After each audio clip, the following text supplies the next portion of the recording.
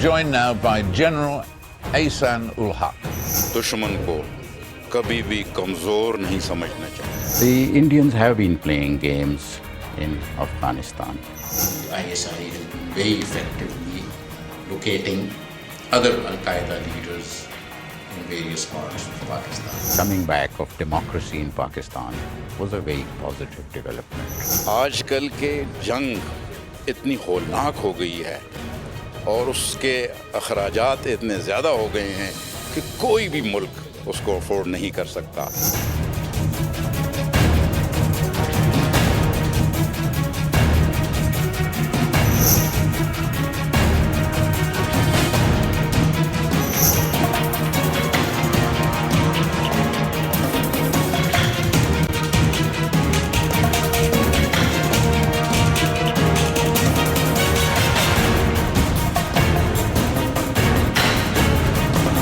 Ladies and gentlemen, Assalamu alaikum and a very good evening.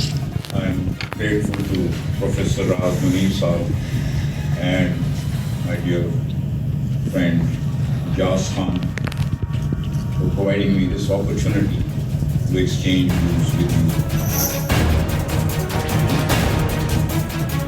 This tripolar contest between the United States, China and Russia is directly impacting the correlation of forces in Asia, particularly in the Middle East, South Asia and Southeast Asia.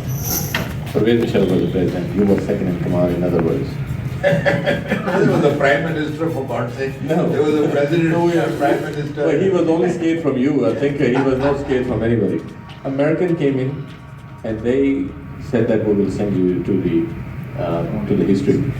And they forced General Pervez Musharraf to allow some air bases for them where they have used and killed our people in Pakistan, within Pakistan and Afghanistan. And then there was a discussion that Pervez Musharraf sold Pakistani people to Americans. Can you shed some light on it? Okay. First of all, to the best of my knowledge, there was no such American threat. And I'll tell you a very interesting thing. I was visiting Australia as the Chairman, Joint Chiefs of Staff, and I was staying in a hotel in Canberra. It's a very beautiful hotel. It's a single story. And as I was coming into the lobby, US Deputy Secretary of State, Richard Armitage, was also staying in the same hotel, and he's a friend of mine. And he saw me and he said, "General, what are you doing?" I said, "You have come away from the United States, and I also decided to be here." And then he said, "I need to tell you something." So he said, "When can we talk?" I said, "Right away, let's sit down on that sofa there." And we sat down and he said, "General, a lot of people are going around and saying that I threatened Pakistan and I said that we will bomb you to the Stone Age." He said, "I never said that. Please tell this to General Musharraf." He told me here in Canberra. And he said, "General, you know me. I am not used to using language like this. And this is a fact. I know. He's a sportsman. He's a very good man." He said, "Pakistan in any case was prepared to help us. So why should we threaten Pakistan?" This was the first part of your question. The second part of your question is that Pakistan handed over Pakistani citizens to the United States because General Musharraf, somebody put it in that book. Why I say somebody put it? Because General Musharraf only knew too well what was the policy. The policy was, and I was at DGISI, we were handling and catching all these Al-Qaeda bad guys and everybody. We had laid down very clearly with the Americans that we will hand over these people because we didn't have the capacity, the capability in Pakistan to interrogate so many people who were all either Arabic speaking or Swahili, African languages and other. We didn't have those sorts of capabilities in Pakistan to retain hundreds of Al-Qaeda people and to interrogate each one in their own different dialects and languages. So it was decided that we will hand you over these people, but with the following provision. Number one, no Pakistani man or woman will be handed over including Afia Siddiqui. You keep hearing this nonsense. She was not handed over by anybody in Pakistan to the Americans. She actually escaped to Afghanistan, and she was arrested there and picked up and taken over. And they made an issue out of it. Number one. We also told them that we will not hand you over any Turk. We also told them we will not hand you over any Chinese. मिसाल मैं तेरी गलियों के वतन के जहां चली थी रस्म के कोई न सर उठा के चले। मैंने थी इसलिए कहा शायर से माजरत के साथ कि अब ऐसा लग रहा है कि हवा इस रुख पे चली है कि हम इन मुल्कों में भी सर उठा के चल सकते हैं। पाकिस्तान जिंदाबाद। और इसमें किरदार जो है फ़ौज पाकिस्तान का बहुत ज़्यादा है, ना जबरन ना इत्तेफाकन ना इंतकामन, ये बल्कि मैं दिल से पूरे एहतराम के साथ पाक फौज को खराज तहसीन पेश करते हुए बात कर रही हूँ, क्योंकि अफ़वाज पाकिस्तान का एक बहुत बड़ा किरदार रहा है और हम सब लोग अफ़वाज पाकिस्तान के फ़ैन हैं और हम चाहते हैं कि तब्दीली आती रहे और आए। लेकिन मेरा सवाल ये है कि जो मेन स्लोगन था पीटीआई का वो था आई तब्दीली आई। इस तब्दीली के पीछे आईएसआई का हाथ था और क्या तब्दीली आई है? थोड़ी सी शरारत लेकिन हकीकत। That the armed forces of Pakistan are the only one in the world who have succeeded in defeating international terrorism after 9/11. We are the only armed forces in the world. The Americans have not succeeded. Definitely. And no other military has succeeded. So we can be rightly proud of our performance, and at a huge sacrifice. You know, the heads of our soldiers were, rolled on, but all those people were brought to justice. And it's a very difficult conflict where you have to fight in your own country. We did that and we succeeded. That is the first thing.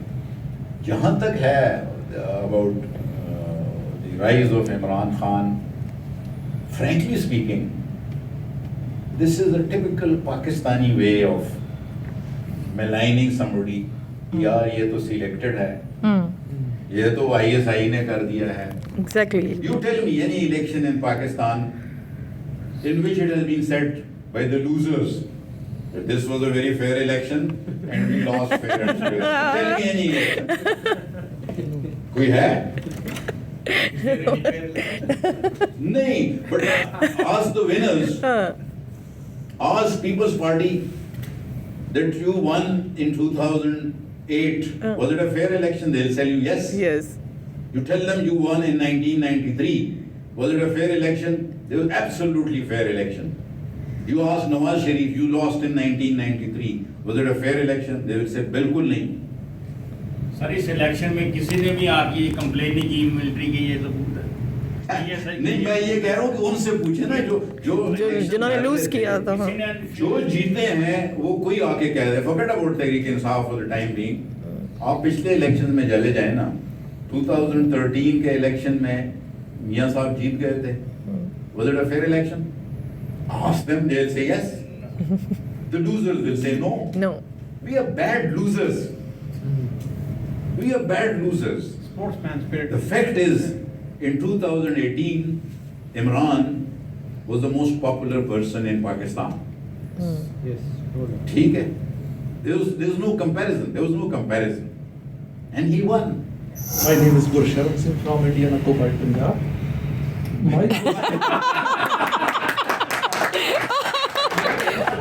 My question is, in February 2019, when India attacked Pakistan, and within minutes it was proven that Pakistan Air Force got upper hand on Indian Air Force, why did they stop? Why didn't they moved it forward, escalated the things and created freedom for Kashmir? Thank you very much. ऐसा एक question जो कि हमारे पाकिस्तान में भी ये sentiments को बड़ा करता है. The fact is, I'll pick up Prime Minister Imran's words. His words were, wars don't solve problems. They don't provide you solutions. Wars only create more problems. They don't solve any issues. frankly speaking, our endeavor all along has been that there should be no conflict, there should be peaceful solution of disputes between India and Pakistan. It's the Indian, and frankly speaking, us waqt se, the Indian position has really started going down because it came out very clearly internationally that Pakistan wanted peaceful solution of disputes. It is India who is seeking a war, it is seeking a conflict, it is seeking to use of force.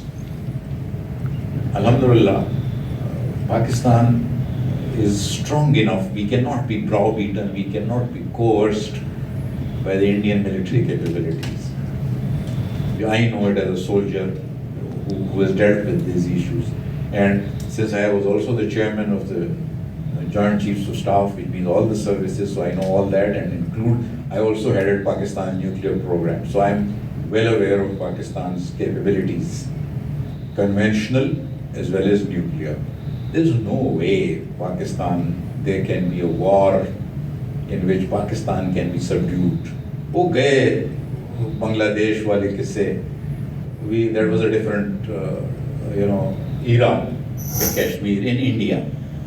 And there were thousands and thousands of Kashmiris who went out on this Indian government scholarships to study in the rest of India. You will be surprised, and I, frankly speaking, was shocked to hear that the most radicalized anti-Indian youth are the Kashmiris who went and studied on these scholarships in the rest of India. Because they saw that Indian attitude towards Kashmir for themselves. And then when Pulwama happened last year, the Kashmiri students who were studying in India had to be rescued by the police from various university campuses so that they are not harmed. That is the sort of thing that happened. Then Kashmiris, you hear their stories that they would not be able to get rent any houses, any accommodation. They would not be allowed to get into a hotel and rent a room. This was the sort of thing they would say, okay, you're from Kashmir, sorry, we have no room. Now with this sort of a thing, my own view is, and frankly speaking, you talk to very enlightened, very highly educated Indian colleagues, and they will all tell you that look, the Kashmir story is not over, and it will be determined, it will be dependent on the ground situation in Kashmir. It's not about India and Pakistan. The Kashmiris will come up and they'll say, this is not solved, hold on, what have you done? So my own view is that yes, the Indians sooner or later will have to come on to a dialogue with the Kashmiris, with Pakistan, will have to get into a political settlement of Kashmir.